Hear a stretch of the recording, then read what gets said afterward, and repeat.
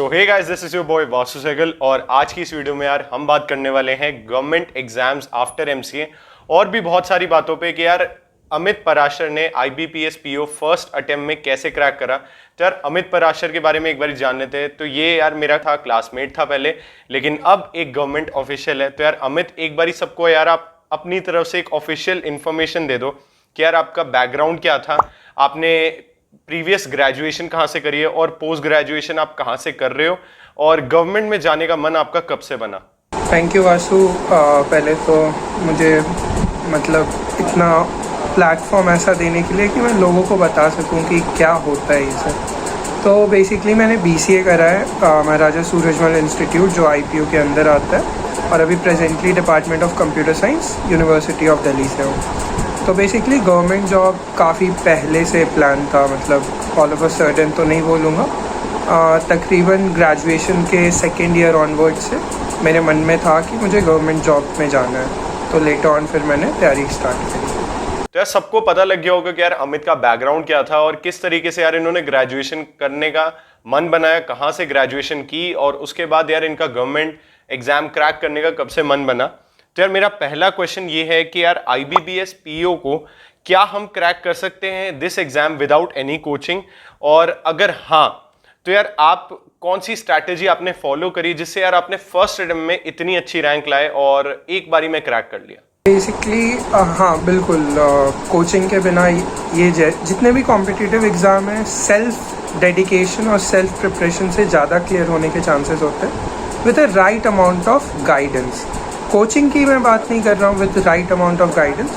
कुछ ऐसे लोग जो सक्सेसफुल हुए हैं और स्पेशली कुछ ऐसे लोग जो फेल हुए हैं, तो फेलियर से हमें पता चलता है कि उनकी गलती हमें नहीं करनी है, और सक्सेस वालों से पता चलता है कि उन्होंने जो किया था वो हमें करना है। तो स्ट्रैटेजी बहुत स्ट्रेट फॉरवर्ड था वासु मेरा प्रिपरेशन के दौरान, कि पहले मुझे जानना है कि एग्ज़ाम में आते क्या क्या है, बेसिकली फॉर्मेट क्या है, कट ऑफ्स क्या जाते हैं, वैकेंसीज़ क्या होती है, ये जो भी बेसिक एलिमेंट्स हैं कॉम्पिटिटिव एग्ज़ाम्स के, वो कितने टीयर में होता है, ये पूरा साइकिल कितने मंथ का होता है, कितने एग्ज़ाम्स के बीच में कितने दिन का टाइम मिलेगा मुझे, वो सारे कुछ जानने के बाद तो बेसिकली जो बैंकिंग सेक्टर एग्ज़ाम है वो 4 सेगमेंट में डिवाइडेड है।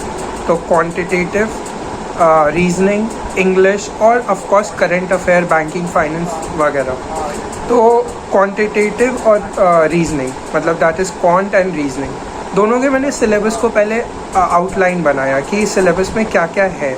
और जैसा सबको ही जानते हैं कि जो क्वांट है वो बहुत बेसिक है, जो आपने क्लास 7, 8, 9 में जो पढ़ा है, 9th भी ज़्यादा मैं बोल रहा हूँ, इनफैक्ट जो रेशियो, प्रपोर्शन जैसे टाइम एंड वर्क जैसे टॉपिक्स थे। बट पॉइंट इज़ कि क्वेश्चन तो आप भी बना सकते हो, मैं भी बना सकता हूँ। Now comes the time management. तो मुझे जानना था कि बाकी लोगों ने क्या ट्रिक्स किया। तो I started by proper time line, कि जैसे मैंने प्रिपरेशन स्टार्ट करा था मार्च के अराउंड से, तो मैंने पहले आउटलाइन बनाया कि ये टॉपिक कहाँ से कवर करना है। फिर मैंने बेस्ट एडुकेटर सर्च किया, हर टॉपिक के लिए कोई अलग एडुकेटर मुझे पसंद आया। जैसे for example simple interest and compound interest, अभिनय मैथ से बेटर कोई नहीं पढ़ा सकता, ऐसा मेरा पर्सनल मानना है। Ratio and proportion, quantitative equations, तो मैथ्स में ऐसे टॉपिक्स बाई टॉपिक्स है और इनके लिए अलग अलग अच्छे अच्छे एडुकेटर हैं। बट स्टिल अगर आप एक ही एडुकेटर को फॉलो करना चाहते हैं तो अभिनय मैथ्स पे ऑलमोस्ट आपको सारे कंटेंट मिलेंगे, ठीक है, या टेक्स्ट बुक पे आपको सारे कंटेंट्स मिल जाएंगे। इसी तरीके से रीजनिंग में आता है, तो you have to be particular with topic wise. तो मैंने लगभग 15 से 20 दिन सारे टॉपिक्स को पहले दिया, and then comes the role of mock paper. मैंने जब पहला मॉक बनाया था Vasu, you won't believe, 36 marks आए थे 100 में। एंड वहाँ से जब मैं एग्ज़ाम देने गया, उससे एक दिन पहले जो मैंने मॉक बनाया था उसमें मेरा स्कोर 76 था। एग्ज़ाम में आई गॉट अराउंड 64 या 65, I don't remember exact, cut off 58 पे था। तो दैट्स द ट्रांजिशन, और ये तभी पॉसिबल है जब आप रेगुलर रहो और कंटिन्यूस रहो। बिल्कुल। तो यार आई होप कि आपको अमित की जो स्ट्रैटेजी थी कि किस तरीके से यार उसने पहले जो मेजर चीज़ थी उसको बेसिक चीज़ों में कन्वर्ट करा और तोड़ा उसको कि यार मेरे को किस चीज़ की नीडेड है और किस चीज़ की नीड्स हैं और किस तरीके से मेरे को कहाँ से मटेरियल मिल सकता है। तो यार सेकंड क्वेश्चन मेरा इसी के ऊपर है। तो यार आपने कोई बुक्स रेफर करी, और अगर करी तो यार इसके अलावा आपने कौन सी वेबसाइट और यूट्यूब चैनल को रेफर करा और कहाँ से आपने पढ़ा, तो इसके बारे में थोड़ा बहुत बता दो सबको कि अगर कोई प्रिपेयर कर रहा हो तो उसके लिए भी हेल्पफुल हो। बुक्स मैंने नहीं फॉलो की, बट हाँ अगर कोई एकदम जिनका बैकग्राउंड थोड़ा सा वीक मानते हो, जैसे मैं मानता था कि मेरा मैथ्स बहुत स्ट्रॉन्ग है, टचवुड, बट आज भी मुझे ऐसा लगता है कि मुझे मैथ्स के लिए स्पेशल मेहनत नहीं करना पड़ा, इन द ड्यू कोर्स में इम्प्रूव होता गया। बट इन केस अगर किसी का मैथ्स रीजनिंग वगैरह वीक है और वो मानते हैं कि उनके लिए बुक्स कंपलसरी है, बिकॉज बहुत लोग होते हैं जो आज भी पेन पेपर पे ज़्यादा कंफर्टेबल है रादर देन कंप्यूटर वेबसाइट। तो RS अग्रवाल की क्वांटिटेटिव एप्टीट्यूड की किताब आती है, you can start from that book, that is very beautiful comprehensive one. Then उसके बाद डेटा इंटरप्रिटेशन और पजल, ये दो बहुत इंपॉर्टेंट कंपोनेंट है। इसके लिए आप जितना ज़्यादा प्रैक्टिस करेंगे उतना ज़्यादा इम्प्रूव करेंगे, because the day 1 puzzle takes 6 minutes, day final day it should not take more than 2-3 minutes. तो ये इम्प्रूवमेंट के लिए आप डेटा इंटरप्रिटेशंस के लिए बहुत अच्छे बुक्स आते हैं, वो आप फॉलो कर सकते हैं। जैसे बैंकर्स अड्डा का भी अपना सेल्फ कंपाइल्ड बुक है, वो भी अच्छा है, और अरुण शर्मा का लॉजिकल रीजनिंग वगैरह के लिए अच्छी किताब है। तो ये सारे बुक्स आप फॉलो कर सकते हैं 1 by 1। और वेबसाइट पर्टिकुलरली अगर देखा जाए तो करंट अफेयर के लिए affair cloud is the most recommended one, और बहुत अच्छा कॉम्प्रिहेंसिव है। उनका वीकली PDF और वीकली टेस्ट, डेली टेस्ट, इस तरीके से ये काम आएगा। और यूट्यूब चैनल पे अगर जाऊँ तो टेक्स्ट बुक इट इज़ मतलब मैंने इसे बहुत फॉलो किया। एंड इसके अलावा एग्ज़ाम सेंट्रिक, बैंकर्स अड्डा, इस तरीके के वेबसाइट्स हैं जिनके कंटेंट्स भी काफ़ी अच्छे हैं और उनके एडुकेटर्स भी हैं जो आपको सही गाइडेंस दे सकते हैं, या रेगुलर इंटरवल पे आपको क्वेश्चंस मिल सकता है। More and more practice is the best strategy for any exam. Okay, तो यार आई होप यार आपको क्लियर हो गया, और जो भी सारे चैनल्स के नाम लिए वो सारे आपको डिस्क्रिप्शन बॉक्स में मिल जाएंगे। इसके अलावा मेरा अगला क्वेश्चन ये है कि यार बहुत बच्चों को ये डाउट आता है कि मैं दिन में कितने घंटे पढूं। मतलब आपसे पूछेंगे कि आपका क्रैक हो चुका है तो आपने दिन में कितने घंटे पढ़ा, या फिर कितने महीने लिए कि आपका प्रिपेयर हो गया, तो इसके ऊपर आपकी क्या राय है वो भी जानना चाहेंगे हम। मतलब बहुत कॉमन है, मतलब जब मैंने भी प्रिपरेशन स्टार्ट किया था तो मेरा भी ये क्वेश्चन था, बट ऑनेस्टली अगर मैं किसी को बताऊं अब इस पॉइंट पे, तो मेरा कहना है नंबर ऑफ आवर्स से ज़्यादा इम्पॉर्टेंट है कंटिन्यूस रहना। जैसे कुछ टास्क हैं जो you can't skip any day, आप बीमार भी हो तो आई वुड से कि somehow you manage that time, ठीक है। मतलब कुछ ऐसे टास्क हैं जो किसी दिन भी आप स्किप नहीं अफोर्ड कर सकते हो, करंट अफेयर हो गया, एक मॉक टेस्ट हो गया, ये 2 ऐसे एक्टिविटी है जो आपको स्किप नहीं करने हैं। बट फिर भी अगर कोई कहता है कि कितना घंटा मिनिमम, फिर भी तो it is like 4 to 5 hour regularly. 4 to 5 hour is too much. मतलब अगर आपको सिर्फ और सिर्फ बैंक में SBI PO, IBPS PO जैसे एग्ज़ाम्स को क्लियर करना है, 4 to 5 hours is ample time, just considering कि आपके कॉन्सेप्चुअल क्लियरिटी हो। मतलब जब तक कॉन्सेप्ट्स क्लियर नहीं होते तब तक 4 to 5 hours is less, but once your concept is clear and that hardly takes 30 days maximum. आप एक बार कॉन्सेप्ट क्लियर कर लो, 5 hours to 4 hours डेली। एंड ड्यूरेशन अगर देखा जाए तो these exams 6 months are good enough time. If you start from March, April, अक्टूबर में IBPS के एग्ज़ाम्स होते हैं। SBI के कैलेंडर्स अनसर्टेन होते हैं, but even if SBI comes before और आफ्टर तो भी 4 to 5 months आपको मिल जाते हैं। तो 4 to 5 months on a regular basis is what I suggest people. Okay, तो यार आई होप आपको क्लियर हो गया हो ये जो आवर्स और मंथ्स को बहुत सबके डाउट्स होते हैं ये कि कितने घंटे में पढ़ना चाहिए, कितने महीने लगते हैं। तो यार अमित ने इसमें काफ़ी अच्छे से आप सबको समझा दिया है। इसके अलावा मेरा अगला क्वेश्चन ये है कि what are other jobs that we can apply after MCA। तो यार MCA के बाद गवर्नमेंट जॉब अगर कोई करना चाहता है तो ज़्यादातर रिसर्च में होती है या फिर टीचिंग होती है। इसके अलावा आपकी राय में क्या ऐसी जॉब्स हैं जो MCA के बाद हम कर सकते हैं?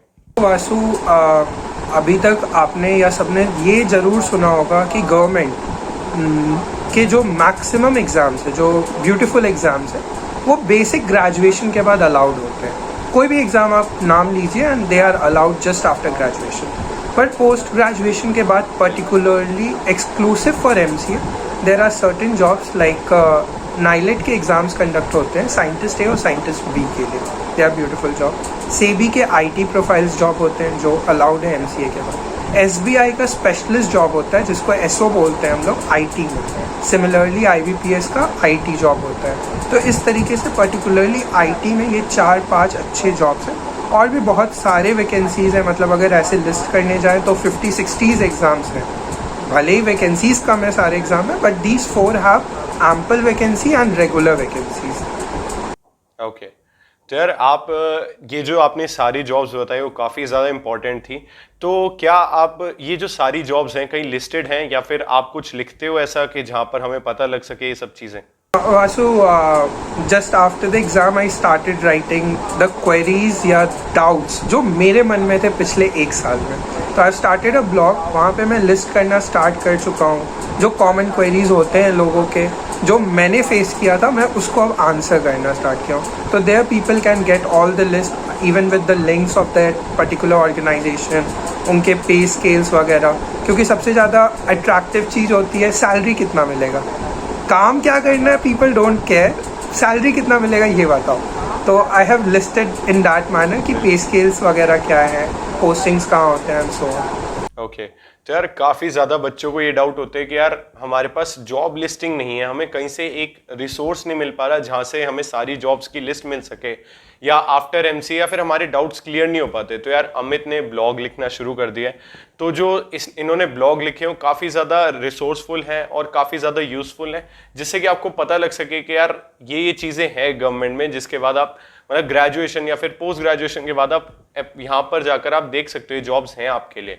तो यार जो इनके ब्लॉग्स हैं वो सारे आपको डिस्क्रिप्शन बॉक्स में मिल जाएंगे लिंक, वहां जाके यार इनको खूब सारा प्यार दो और सारे जाकर सबसे पहले इनके ब्लॉग्स रीड करो, और अगर आपको अच्छे लगे तो वहां पर कमेंट सेक्शन भी होता है, आप बता सकते हो यहाँ पर। इसके अलावा मेरा अगला क्वेश्चन ये है कि यार आप तो चलो आपकी मैथ स्ट्रांग थी, अगर मान लो कि मैं एक एवरेज स्टूडेंट हूँ और मेरे को कोई भी गवर्नमेंट एग्जाम क्रैक करना है और मेरे मान लो कि एनालिटिकल जो भी लॉजिकल और रीजनिंग वगैरह है वो वीक है, या फिर मान लो मेरी मैथ्स वीक है, तो यार कोई कोचिंग मुझे ज्वाइन करनी है, तो यार मैं ट्रस्ट नहीं कर पाता जो भी जैसे जिस तरीके की एडवर्टीजमेंट होती है या प्रमोशन होती है।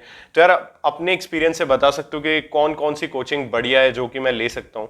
फिज़िकली तो कोचिंग अब कोई मतलब नहीं है डिस्कस करने का। वैसे फिज़िकली पहले कुछ अच्छे थे एजुकेशन सेंटर्स, बट अब तो वर्चुअल मोड्स में हम शिफ्ट कर चुके हैं। तो वन ऑफ द कोचिंग जो मुझे बहुत ऑर्गेनाइज्ड लगा अभी तक में, मुझे टेक्स्ट बुक काफ़ी अच्छा लगा है पर्सनली, एंड उनके जो 3 एडुकेटर हैं, Sumit sir, Sachin sir and Aditya sir, so these 3 educator, अगर इनके इंडिविजुअल गाइडेंस आपको मिले, इनके इंडिविजुअल कोर्सेज, तो ज़्यादा बेटर। अनअकैडमी प्लस का subscription is also a good option. And people who don't want to spend, जो बिना पैसे के एक रिसोर्सफुल एक्टिविटी में पार्ट लेना चाहते हैं, उनके लिए मैथ्स में अभिनय maths, it is for SSC, but इनके टॉपिक वाइज टॉपिक आप सेलेक्ट करके बैंक के लिए प्रिपेयर कर सकते हो। देन एग्ज़ाम सेंट्रिक पे सुमित एंड राधे सर के कोर्सेज हैं रेगुलर इंटरवल्स पे, एंड आदित्य सर का टेक्स्ट बुक पे है। तो these people have free content also and equally good as paid contents. तो यू कैन इवन, जिनके पास मॉनिटरी इश्यूज़ हैं उनके लिए ये रिसोर्सेज है, और जिनके पास है कि मैं पे कर सकता हूँ, तो Unacademy, text book and exam centric, ये तीनों अच्छे ऑप्शन हैं आपके। तो यार आपको पता लग गया होगा कि अगर आप किसी भी सेक्शन में वीक हो तो आपको कौन कौन सी कोचिंग आप देख सकते हो, और यहाँ पर आप जाकर अपने जो वीक सेक्शन है उनको स्ट्रॉन्ग कर सकते हो। इसके अलावा यार काफ़ी बच्चों ने मुझे ये कहा, और अपनी ही क्लास के बच्चे भी थे, कि मतलब अगर आपने गवर्नमेंट जॉब में ही जाना था तो आपने एक MCA की सीट बर्बाद क्यों करी, और वो भी इतने अच्छे कॉलेज की जिसका काफ़ी नाम है। तो मतलब ये डाउट काफ़ियों के मन में, तो आज आप ये क्लियर कर ही दो। वासु, अगर स्ट्रेट फॉरवर्ड बोला जाए तो मुझे भी नहीं पता था कि मेरा फर्स्ट अटेम्प्ट में गवर्नमेंट जॉब क्लियर हो जाएगा। तो of course everyone want to have a fall back option, तो MCA was always a fall back option, because BCA के बाद only preparing for government job कोई प्रॉब्लम नहीं था, बट अगर ये गैप्स बढ़ते, इसको जस्टिफाई करना पड़ता आने वाले टाइम में, तो शायद चैलेंजिंग होता। एंड दूसरा चीज़ है, I put in all those effort to get this seat. 24 seats हैं DU MCA में, तो वो जनरल सीट्स के लिए मैंने फ़ाइट किया और मैं यहाँ आया। तो that is also a reason कि I deserve, so I was here. अगर नहीं होता तो I wouldn't have been here. बिल्कुल, तो यार काफ़ी ज़्यादा इन्होंने सही बता दिया, और आज क्लियर होगी ये बात कि यहाँ पर जो 24 जनरल की सीट है उनमें से अमित ने एक सीट कितनी मेहनत से ली है। ये ऐसा नहीं है कि यार ये एकदम से ही आ गए हैं, और ये इनका फॉल बैक ऑप्शन था। तो मेरा अगला क्वेश्चन यार आपके लिए ये रहेगा कि ये काफ़ी ज़्यादा डाउट आते हैं कि यार अगर मुझे गवर्नमेंट जॉब के लिए जाना है तो क्या मुझे पोस्ट ग्रेजुएशन ऑप्ट करना चाहिए, और क्या उसका फ़ायदा होगा मुझे? तो इसके बारे में थोड़ा बहुत और बता सकते हो आप? जैसे बात ये है ना कि पोस्ट ग्रेजुएशन एलिजिबिलिटी नहीं है, but post graduation gives you something extra. अब ये समथिंग एक्स्ट्रा क्या है? आपके एक्सपीरियंस। एक 21 साल का लड़का और एक 24 साल का लड़का, दोनों में 3 साल का जो ये डिफरेंस है ना, ये डिफरेंस एक्सपीरियंस का आता है। The way you start communicating, the maturity level you attain. Now someone who is facing an interview at age of 21, अच्छा लगता है कि फर्स्ट अटेम्प्ट में I have reached there, but उसके बहुत सारे मिस्टेक्स हो जाते हैं। He is very careless at times, like if panel ask him कि अगर इस बार नहीं होगा सर अगले साल देख लूँगा। बट अब पोस्ट ग्रेजुएशन गाई से अगर यही सवाल पूछा जाए तो ही वुड बी लाइक कि sir I have made till here and I believe that my skill set, my knowledge would definitely make me to the final list. तो ये जो डिफरेंस है ये पोस्ट ग्रेजुएशन से आ सकता है। टाइम के साथ we learn many things. Knowledge जो डिग्री का होगा वो तो है ही एडिशनल ब्राउनी पॉइंट्स, बट उसके अलावा जो experience you learn to how to deal with the problems out in that post graduation age. तो इस तरीके से एडवांटेज तो एनीवे है। बिल्कुल। तो यार आपको पता लग गया होगा कि पोस्ट ग्रेजुएशन करने का आपको क्या एडवांटेज मिल सकता है। तो अगला क्वेश्चन यार काफ़ी बच्चों का डाउट है जो भी एमएससी या एमसीए कर रहे हैं। तो यार एमएससी कंप्यूटर साइंस या फिर एमसीए, कौन से कोर्स हमें बेटर गवर्नमेंट अपॉर्चुनिटी देता है यहाँ पर, कि मतलब गवर्नमेंट जॉब कौन सी मेरे को ज़्यादा मिल सकती है किस कोर्स के बाद? तो एक बारी सबको ये बता दो। कुछ जो अच्छे ऑर्गेनाइजेशंस है, जैसे मैंने पहले भी नाम लिया, जैसे पीएसयूज के लिए गेट, तो एमएससी से हो कि एमसीए से हो यू आर एलिजिबल। सेबी का आईटी एमएससी से हो एमसीए से हो you are eligible. There are certain vacancies जो लिमिटेड हैं एमसीए के लिए, आई नो। जैसे नाइलेट का साइंटिस्ट बी और ए में it is exclusively written masters in computer application, तो वहाँ पे थोड़ा सा प्रॉब्लम आता है एमएससी वालों के लिए। तो that gives an edge to the MCA. वैसे इन जनरल अगर देखा जाए जो काफ़ी अच्छे ऑर्गेनाइजेशन है उन्होंने एमएससी कंप्यूटर साइंस और एमसीए को इक्विवेलेंट रिकॉग्निशन दे रखा है। ओके, तो यार आपको क्लियर हो गया होगा, ये भी बहुत ज़्यादा कॉमन डाउट था काफ़ी सारे स्टूडेंट्स में। इसके अलावा एक जो बहुत पॉपुलर डाउट है जो कि एमसीए में भी आता है लेकिन गवर्नमेंट जॉब में तो और भी ज़्यादा आता है कि यार क्या गवर्नमेंट जॉब में मान लो कि अगर मैं जा रहा हूँ और मेरा गैप ईयर्स काफ़ी ज़्यादा है, तो वो वहाँ पर ये हो सकता है कि मेरे एक नेगेटिव फैक्टर लाए मेरे इंटरव्यू प्रोसेस में, या फिर हो सकता है कि वो मुझे रिजेक्ट कर दे इस वजह से। तो इसके ऊपर आप क्या कहना चाहोगे? वो तो वासु गवर्नमेंट जॉब में एक बहुत अच्छा बात है। ये जो गैप ईयर है ये तभी पता चलता है जब आप इंटरव्यू तक पहुंचते हो। तो इंटरव्यू तक तो आपके पास सारा एज है, ठीक है। ये गैप ईयर का कोई मतलब ही नहीं है। Unless you are eligible you can fill, you can sit for the exams. Now majority of people don't understand कि इंटरव्यू का कॉम्पोनेंट बहुत छोटा होता है। रिटन का, मेंस का मार्क्स, रिटन का पेपर 225 मार्क्स का है, that scales down to 80 in case of IBPS I am talking, और इंटरव्यू 100 मार्क्स का, दैट स्केल्स डाउन टू 20। मतलब 80% जो वेटेज है वो तो आपके मेंस का है। You perform there and you are in. तो इंटरव्यू में ऑफकोर्स कुछ क्वेश्चंस आ जाएंगे कि गैप क्यों आया, जस्टिफाई इट, सिंपल जस्टिफिकेशन। जैसे मेरे केस में एक क्वेश्चन आया था कि what are you doing right now, क्योंकि मैंने फॉर्म जब फिल किया था तो देयर ऑप्शन नहीं था कि अभी आप क्या कर रहे हो बताने का, ईदर कंप्लीट और अपीयरिंग दे ओनली अलाउ। तो आई टोल्ड देम कि मैं मास्टर्स कर रहा हूँ दिल्ली यूनिवर्सिटी से, बस ख़त्म। नहीं तो उन्हें क्या लग रहा था कि 19 का ग्रेजुएट 21 में इंटरव्यू दे रहा है तो ये गैप है, बट मेरे पास रीज़न था कि it is not a gap, rather I am a pursuing candidate. तो वो ख़त्म हो गया। किसी के पास मेडिकल रीजंस होते हैं, किसी के पास इवन ये रीजंस भी वैलिड है कि मैं यूपीएससी कर रहा था, नहीं हुआ sir, that is why I am appearing for banking. That is not wrong. Give them, be honest to the panel, that gives you additional point, not negative points. Okay, तो यार सबको क्लियर हो गया होगा यहाँ पर कि अमित ने कितने अच्छे से बता दिया यहाँ पर आपको कि गैप ईयर का यहाँ पर क्या फ़ायदा है और क्या नुकसान है। तो इसके अलावा अगला क्वेश्चन आपसे ये रहेगा कि do we have only specialist role और a generalist role, generalist options are also available. तो या इसका ये मतलब है कि क्या हमारे पास सिर्फ और सिर्फ स्पेशलिस्ट ऑप्शन होते हैं या फिर जनरलिस्ट ऑप्शन भी होते हैं गवर्नमेंट जॉब्स में? एक्चुअली अगर देखा जाए तो आई वुड से 3:1 का रेशियो है, मतलब for every 3 generalist opportunity there is 1 specialist opportunity. So more you have generalist opportunity, lesser you have specialist opportunity. But of course, the competition is also similar. For example, if you are applying for specialist IT profile, their application ranges between 20,000 to 30,000. For the same organization, for the generalist, application ranges between 1.5 lakh to 2 lakh. तो ratio भी उसी तरीके से change हो जाता है. But हाँ, दोनों तरीके के अपॉर्चुनिटीज़ हैं हमारे पास. कोई एक्सक्लूसिव आपको बाउंडेशन नहीं है. If you want to have coding work, like people from MCA want to do coding. अब उन्हें लगता है कि गवर्नमेंट में तो कोडिंग का काम ही नहीं है, बट बिल्कुल गलत है. IT सेबी का IT में you have to only coding work. अब उनका जो फेज़ 2 एग्ज़ाम है वो भी कोडिंग पे होता है. जैसे प्राइवेट सेक्टर्स के एग्ज़ाम्स होते हैं, अमेज़ॉन, गूगल के जो कोडिंग राउंड्स होते हैं, बिल्कुल वैसे ही they ask for coding question. They give you limitation of languages, then platforms where you have to run your codes. वो अच्छे से कराते हैं और सबसे डायनेमिक ऑर्गेनाइजेशन है यार. स्टॉक मार्केट्स को वो कंट्रोल करते हैं. तो यू कैन सी कि हर तरीके का नेचर ऑफ वर्क है. It is not that only generalist और ओनली स्पेशलिस्ट. ओके, तो यार आपको क्लियर हो गया होगा, क्योंकि बहुत सारे बच्चों के डाउट होते हैं कि यार हम MCA के बाद या MSc कंप्यूटर साइंस के बाद हमें स्पेशलिस्ट रोल मिलेगा या नहीं. तो यार काफ़ी बच्चों के डाउट क्लियर हो गए होंगे.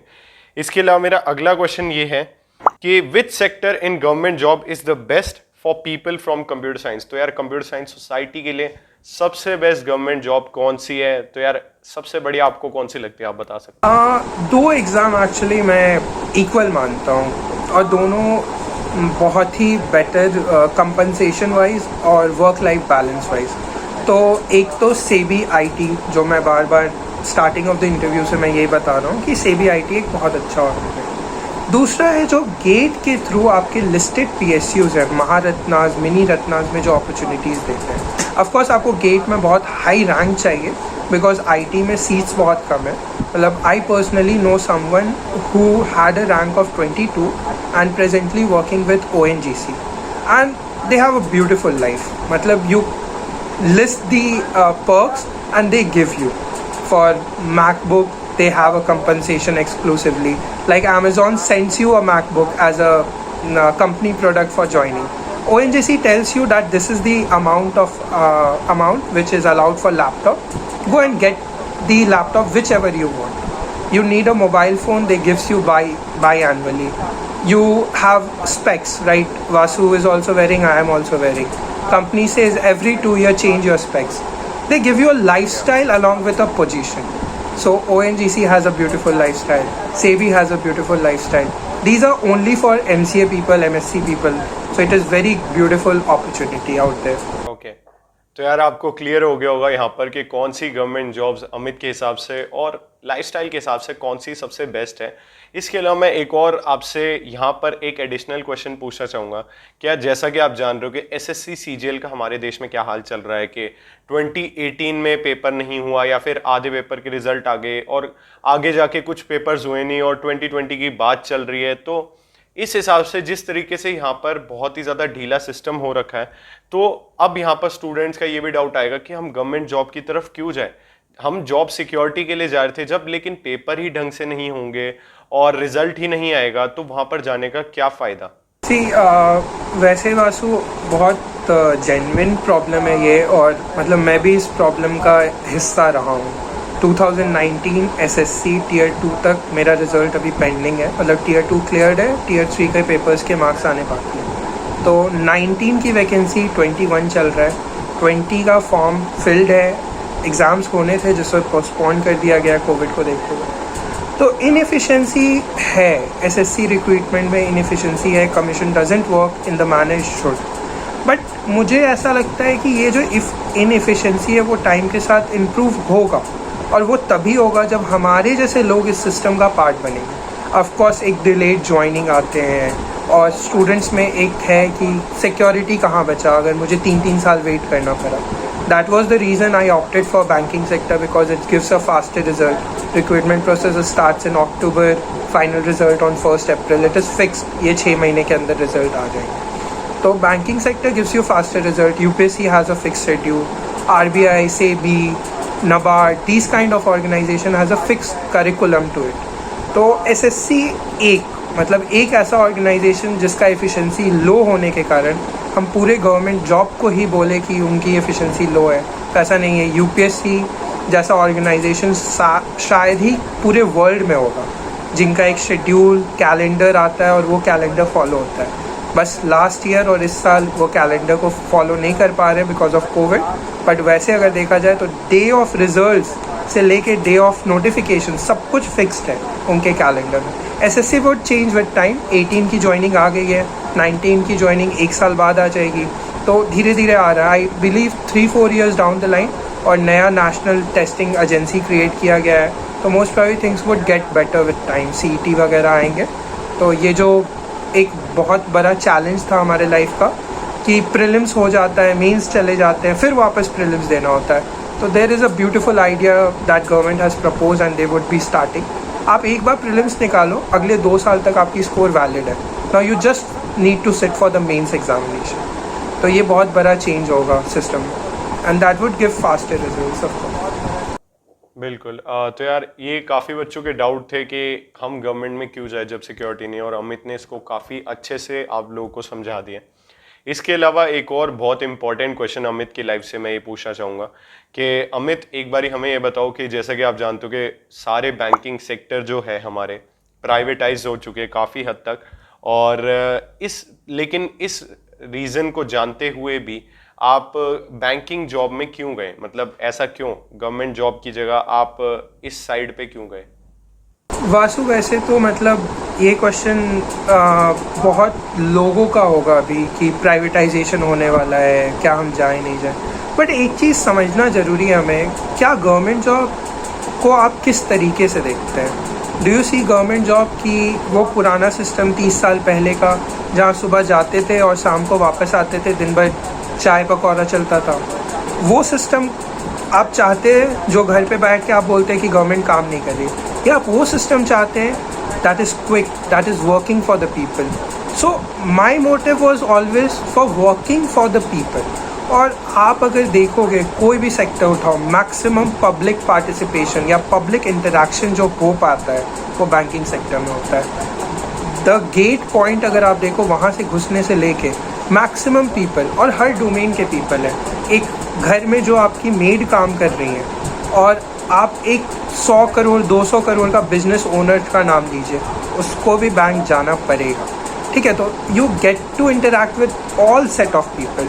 आप छोटे से छोटा प्रॉब्लम देखते हैं, एक मेड का प्रॉब्लम है कि वो अपने बेटे को 500 नहीं भेज पा रही है, और एक बड़े बड़े MNCs का प्रॉब्लम है कि उनका कोई चेक फंस गया है बाई चांस और उनके चेक वैल्यूज़ 90 करोड़ 95 करोड़ और 500 रुपये एक मेड का. तो आप देख रहे हैं द मैग्नीट्यूड ऑफ प्रॉब्लम.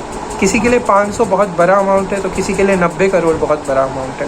तो all set of problems comes. तो मेजर जो मेरा ऑब्जेक्टिव था that was working for the people by direct participation और इनडायरेक्ट. अभी भी मैं एक PSU का एम्प्लॉय कहलाऊँगा, तो वो कल को प्राइवेट हो जाए कि गवर्नमेंट का रहे, इट हार्डली मैटर्स. मुझे क्या पता है कि गवर्नमेंट का स्टेक 51 है कि 91 है. मुझे तो काम करना है for the people unless I am compensated in a right manner with work life balance. Okay. तो यार अमित का अपनी जॉब को लेके और गवर्नमेंट की जिसे कहते हैं कि गवर्नमेंट की तरफ अपना ओपिनियन जो भी इनका है, मुझे वो काफ़ी ज़्यादा बेटर लगा. यहाँ पर मैं आपसे एक आखिरी क्वेश्चन पूछना चाहूँगा जो मुझे ऐसा लगता है कि जो भी यहाँ पर यूथ देख रहा है उसके लिए काफ़ी ज़्यादा इंपॉर्टेंट है. जो ऐड करना चाहूँगा क्वेश्चन वो ये है कि यार काफ़ी सारे लोग, मतलब चाहे वो आउटर स्टेट से बिलोंग करते हों या इंडिया की मेन स्टेट से बिलोंग करते हों, मतलब बहुत सारे लोगों का यही ओपिनियन होता है कि गवर्नमेंट जॉब में जाएंगे, आराम की ज़िंदगी है, कोई काम नहीं होगा और एक तरीके से जॉब सिक्योरिटी है और महीने के महीने हमारे अकाउंट में पैसे आ जाएंगे. तो आप यूथ को क्या मैसेज देना चाहते हो कि क्या गवर्नमेंट जॉब इसीलिए है कि आपको कोई काम ना करना पड़े, आप प्राइवेट जॉब इसलिए छोड़ दो क्योंकि प्राइवेट जॉब में बहुत काम होता है और गवर्नमेंट जॉब सिर्फ और सिर्फ आराम के लिए होती है। तो आपका क्या ओपिनियन है गवर्नमेंट जॉब को लेके? चीज़ जो आपने बताया, जॉब सिक्योरिटी और salary, of course job security 100%, unless you don't get into mall practices और मैनिपुलेशन ऑफ गवर्नमेंट डेटाज और प्लेइंग विद पब्लिक मनी, तब तक आपकी जॉब सिक्योर है। तो जॉब सिक्योरिटी 100% यहाँ भी नहीं है अगर आप कुछ गलती कर देते हो। If you are under law, कुछ मिस्टेक्स हैं तो आपकी जॉब जा सकती है यहाँ। और सैलरी की जो बात है, of course I respect the government that they credit your salary on first और second day of the month. But क्या ये सैलरी आपको ऑफिस में बैठने के लिए दिया जाता है? Just ask your self, is that the nature of job you want? आज आप बैंक में हो फॉर एग्जांपल, कल को आपको सिलेंडर के ऑफिस में एक कनेक्शन अप्लाई करने जाना है, वो भी गवर्नमेंट का एम्प्लॉई है फॉर एग्जांपल। आप गए, वो बोला सर कल आना, कैसा लगता है उस मोमेंट को?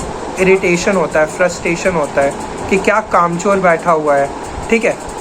आप बैंक के अंदर जब किसी को वापस भेजते हो एक डीडी के लिए, जो बहुत नॉमिनल सा प्रोसेस होता है, demand draft is one of the most simple process मेरे अकॉर्डिंग। आप फॉर्म फिल करो, चेक अटैच करो और आपकी डिमांड ड्राफ्ट 15 मिनट की प्रोसेस है।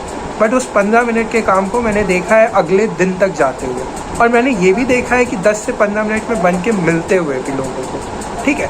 तो दैट इज़ योर चॉइस। आप जिस तरीके से गवर्नमेंट को ब्लेम करते हो, 1 मिनट को उसी शूज़ में अपने आप को डाल के पूछो कि is that the right approach towards the government sector. आपका नंबर 1 जो माइंडसेट होना चाहिए गवर्नमेंट जॉब को लेके, it should be not for the comfort but rather for working more tirelessly. For example, एक प्राइवेट सेक्टर का बंदा आज घर के अंदर कोविड में बैठना अफोर्ड कर सकता था, बट एक गवर्नमेंट का एम्प्लॉय नहीं कर सकता था। Start from last year, Lav Agarwal जो हेल्थ सेक्रेटरी थे, जस्ट इमेजिन उन्होंने कितने वीडियो कॉन्फ्रेंसेस किए होंगे थ्रू आउट द ईयर। वो क्या रेगुलर इंटरेक्शन किए लोगों से, उनका लाइफ कभी बंद नहीं हुआ एक गेट के अंदर। तो that's the way actually people have to work for the government. तो गवर्नमेंट वर्क मोर टायरलेसली। एक बैंक एम्प्लॉय याद कीजिए, their service was made essential service towards the nation. So you need to understand, you are not here for your comfort. If you want comfort, start some business with hefty amount and sit at your home and earn a good amount. But don't get into job and then get into this practice, because एक बार आपको ये आदत लग गई तो it doesn't help you यार। मतलब जब लोग आपको देखते हैं वो इस नेचर से आना चाहते हैं, फिर यही माइंडसेट एक्सटेंड होता है। जो हमारे अर्लियर जनरेशन थे, जो गलतियाँ उन्होंने की है, वो गलती हमें नहीं करना चाहिए। हमने देखा है कि हमारे टाइम के जो बड़े बुजुर्ग थे वो ऑफिस में चाय पकौड़ा खाते थे, तो आज भी वही ट्रेंड रहेगा? नहीं, things have change and it is changing at rapid face. Bank के जो लंच आवर्स थे उसे रिड्यूस किया गया पहले, अब हुआ कि बैंक में लंच आवर्स ऑन रोटेशन होगा, सारे काउंटर्स एक साथ बंद नहीं किए जाएंगे। तो things are changing in better manner and I believe that people from our domain, जो हमारे यूथ है, वो जब एक बार पार्टिसिपेट करेंगे अच्छे तरीके से तो it would get better with time. अच्छे तरीके से तो इट वुड गेट बेटर। तो यार आई होप कि आपको ये जो इन्होंने इतनी इंसाइटफुल कन्वर्सेशन दी वो सारी आपको अच्छे से समझ आ गई हो, और किस तरीके से यार यूथ चेंज ला सकता है गवर्नमेंट सेक्टर में भी। और जो घर बैठ के लोग यार गवर्नमेंट को गालियां देते हैं, तो यार वो गालियां भी उन्हीं लोगों को दे रहे हैं जो हम में से ही कुछ हैं, जो यार वहां पर जाके काम चोरी करते हैं या फिर कोई भी दूसरी प्रैक्टिस ऐसी करते हैं कि जिससे कि यार आम पब्लिक को बहुत ज़्यादा दिक्कत होती है। तो यार आई होप आज की इस छोटी सी कन्वर्सेशन में आपको काफ़ी कुछ पता लग गया होगा यार कि IBPS PO फर्स्ट टाइम में अमित ने किस तरीके से क्रैक करा, क्या रिसोर्सेज यूज़ करे उसने, और किस तरीके से यार मेहनत करके एक लिमिटेड टाइम में एक गवर्नमेंट जॉब को अचीव करा। और बहुत सारी चीज़ें इन्होंने अपने ब्लॉग्स में लिख रखी है जो कि यार आपके डाउट्स होंगे वो सारे आपको डिस्क्रिप्शन बॉक्स में मिल जाएंगे, वहाँ पर जाके ज़रूर चेकआउट करना। और अगर आपको अमित से कनेक्ट करना है तो यहाँ डिस्क्रिप्शन बॉक्स में मैं आपको उनकी लिंक्डइन की ID दे दूंगा, वहाँ पर जाकर आप उनसे कनेक्ट कर सकते हो। और जो भी आपके डाउट्स हैं गवर्नमेंट जॉब से रिलेटेड या फिर कुछ भी प्रोडक्टिविटी से लेके किसी भी चीज़ तक आप अमित से कनेक्ट कर सकते हो। तो यार आज की वीडियो में इतना ही। आई होप कि यार आपको ये वीडियो अच्छी लगी हो तो लाइक करना और अपने दोस्तों के साथ ज़रूर शेयर करना और चैनल को सब्सक्राइब करना मत भूलना। तो यार आज की वीडियो में इतना ही। Thank you so much.